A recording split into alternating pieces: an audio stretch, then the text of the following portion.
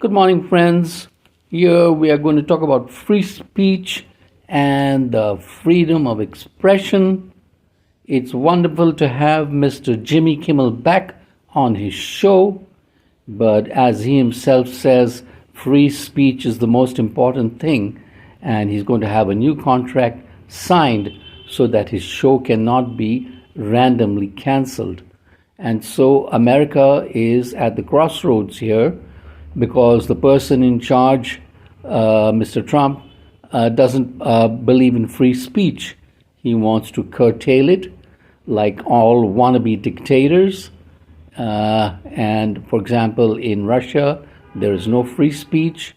Anybody who goes against Mr. Putin or criticizes him could find himself suddenly jumping off a 14th floor window, or he'd be sent to Siberia or some other place and he'll be poisoned. Same as the case in the country called China.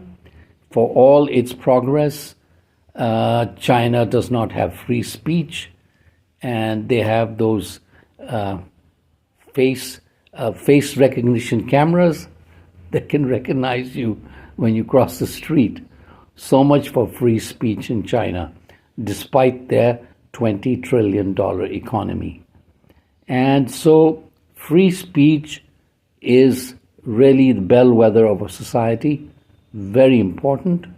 So in India too, we have free speech, but in the past, a lot of unnecessary court cases have come up against comedians, actors, movie makers, which is really a waste of time because everybody has a different opinion about an artistic product.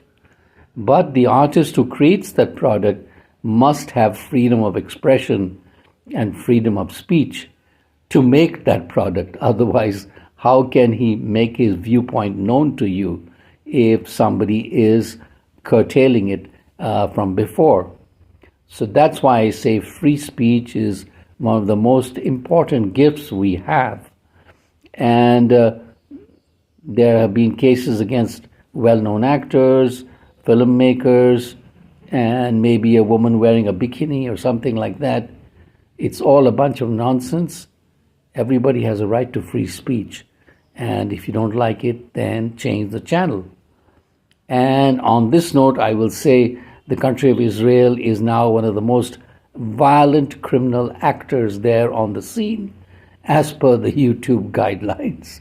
It qualifies for that, violent actor.